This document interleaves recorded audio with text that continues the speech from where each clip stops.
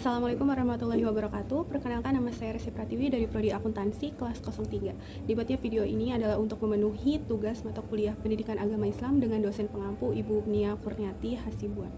Jadi di video ini adalah saya akan meringkas video yang sebelumnya Ibu Nia sudah berikan, yaitu video tentang refleksi politik akhir tahun 2024 dan proyeksi di 2025.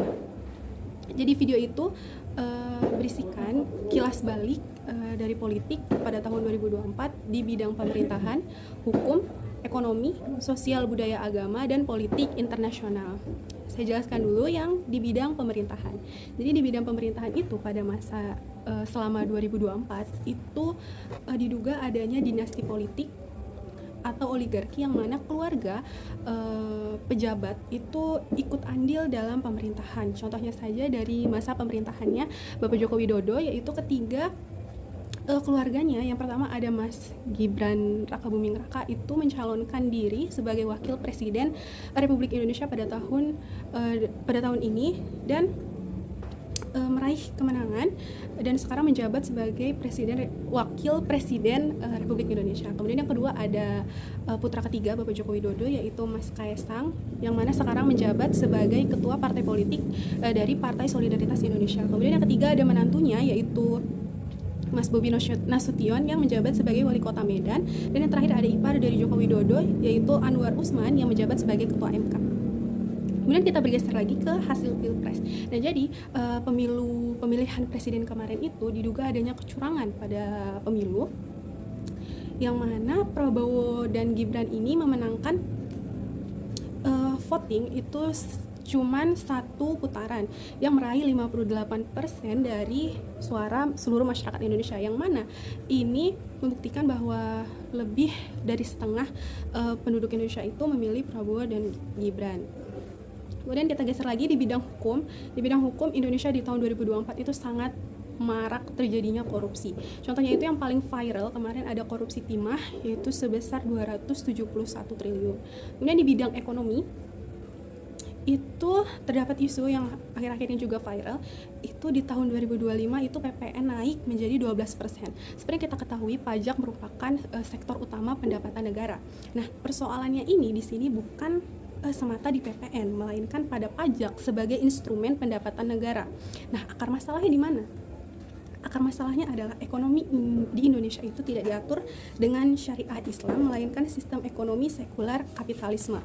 Yang mana ekonomi sekuler kapitalisme ini yaitu yang pertama, dia melegalkan riba. Seperti yang kita ketahui, di Indonesia itu banyak bank-bank konvensional yang mengadakan sistem bunga yang mana termasuk ke dalam riba juga. Kemudian yang kedua, melegalkan pajak.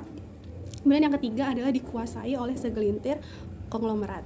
Kemudian pemerintah itu gemar hutang berbunga, yang mana berbunga juga sebagian dari riba. Kemudian sudah masuk jebakan hutan atau debt trap. Kemudian hutang Indonesia itu lebih dari 8.500 triliun. Nah, sedangkan dalam sistem Islam itu tidak mendasarkan pendapatan negara dari pajak. Nah, jadi pajak itu boleh dipungut dalam kondisi tertentu, yaitu kosongnya Baitul Mal, dan sifatnya tidak kontinu, yaitu khusus muslim yang kaya dan bukan atas warga non-muslim. Kemudian sumber utama pendapatan APBN Islam itu yang pertama ada kepemilikan umum yang mencakup tambang, hutan, air, dan lain-lain. Dan yang kedua ada kepemilikan negara yang termasuk fai, kharaj, ganimah, usyur, jizyah, dan harta zakat mal. Nah, kalau kita hitung sendiri dari pendapatan negara di bidang batubara itu pendapatannya lebih dari 3.711 triliun, yang mana jumlah sebesar ini tuh dikelola oleh negara dan bukan diserahkan ke swasta sebagaimana ciri negara kapitalis. Kemudian diketahui juga bahwa sektor-sektor kayak tambang, hutan, dan air, dan lain-lain itu sudah ada penguasa ekonominya sendiri, atau yang sering kita sebut dengan 9 naga. Kemudian kita beralih ke bidang sosial budaya dan agama. Nah, dari bidang sosial budaya agama itu yang pertama adalah sistem keadilan itu masih kurang di Indonesia. Nah, salah satu contohnya adalah di Pulau Rempang, Batam, itu ada 10.000 warganya terancam digusur demi proyek strategis nasional. Kemudian yang kedua, ada maraknya pinjol sehingga Indonesia menjadi negara pemain judi slot dan gacor online nomor 1 se-Asia. Judi online menjerat sekitar 2,7 juta warga Indonesia, terutama daerah Jawa Barat. Kemudian yang ketiga, ada maraknya data nasional Republik Indonesia yang dibobol. Dan ini bukan cuman sekali saja di tahun ini terjadi, tetapi di tahun-tahun sebelumnya juga sudah banyak terjadi. Kemudian di bidang agama, itu kemarin juga sempat ada berita, yaitu Menteri Agama yaitu Yakut dituding korupsi kuota haji. Kemudian ada juga yang baru-baru ini ada heboh seorang Gus itu mengumpat pada penjual ST. Kemudian yang terakhir kita beralih ke bidang politik internasionalnya atau politik luar negeri. Yang pertama itu konflik Palestina dan Israel. Nah, yang menjadi menarik di sini adalah mahasiswa-mahasiswa di Amerika itu yang notabene non-muslim melakukan demo terkait aksi tersebut dan sebanyak 25 orang ditangkap karena pro-Palestina. Ya, kemudian yang kedua ada kronologi pembunuhan Ismail Haniyeh yang seorang pemimpin pasukan Palestina oleh Israel yang ternyata sudah diincar selama 2 bulan. Kemudian yang ketiga ada gugurnya Syekh Yahya Sinwar yang dianggap pengecut oleh Israel dan ternyata beliau itu melakukan perlawanan demi memperjuangkan Palestina. Kemudian terakhir ada oposisi Suriah yaitu rezim Bashar al-Assad tumbang setelah 50 tahun berkuasa. Kemudian warga ibu kota Damaskus merayakan berakhirnya kekuasaan Bashar al-Assad dengan membakar rumah dan istana kepemimpinannya. Kemudian Hayat Tahrir al-Syam, Abu Muhammad al-Jalani adalah kelompok militan yang memimpin serangan terhadap Bashar al-Assad ini. Kemudian jika kita analisis dari analisis mikronya atau analisis kecilnya, itu adalah semakin buruknya tata kelola pemerintahan, ekonomi, hukum, sosial budaya, dan politik luar negerinya. Kemudian makin buruknya kondisi umat di berbagai belahan dunia. Kemudian kalau kita lihat dari analisis makronya, itu akar masalahnya adalah dominasi sistem sekuler kapitalistik demokrasi dan masih belum bersatunya umat untuk jihad fisabilillah dan menegakkan kepemimpinan global umat atau khilafah.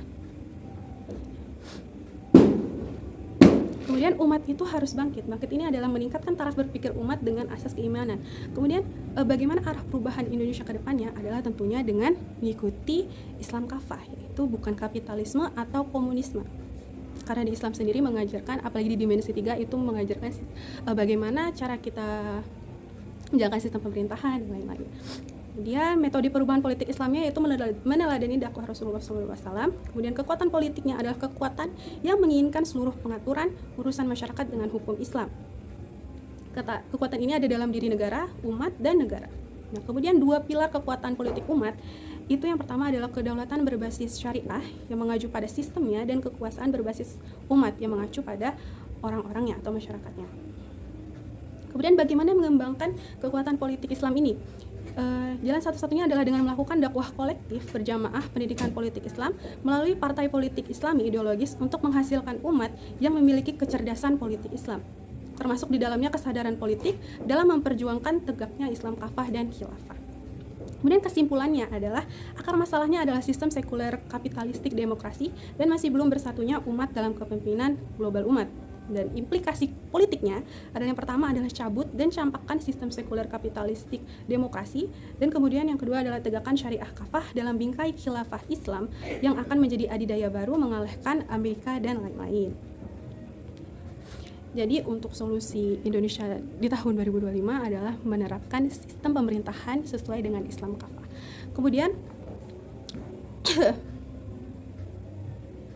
Kemudian cara kita menghadapi atau bertasyabuh, perlu diketahui tasyabuh adalah meniru perilaku orang lain, terutama yang bukan bagian dari budaya atau agama kita. Sikap yang baik dalam menghadapi tasyabuh adalah yang pertama adalah memahami batasan agama dan budaya, yaitu menyadari perbedaan nilai dan prinsip yang kita pegang dengan orang lain, itu sangat penting. Bila kita meniru, pastikan itu tidak bertentangan dengan prinsip moral dan agama kita. Yang kedua adalah bijak dalam meniru. Memilih dengan bijak aspek apa yang akan ditiru. Tirulah hal-hal yang positif dan bukan yang negatif. Kemudian yang ketiga adalah menjaga identitas diri, yaitu tetap mempertahankan nilai dan identitas diri kita. Tasyabuh yang berlebihan, terutama dengan budaya asing, dapat menghilangkan ciri khas kita dan membuat kita terpengaruh pada hal-hal yang kurang baik. Kemudian yang terakhir adalah menyaring pengaruh. Itu banyak pengaruh datang dari berbagai arah, terutama media sosial, sangat penting untuk menyaringnya. Jadi intinya adalah menyaring hal-hal yang baik, serap yang baik, dan buang yang buruk. Sekian dari saya, terima kasih.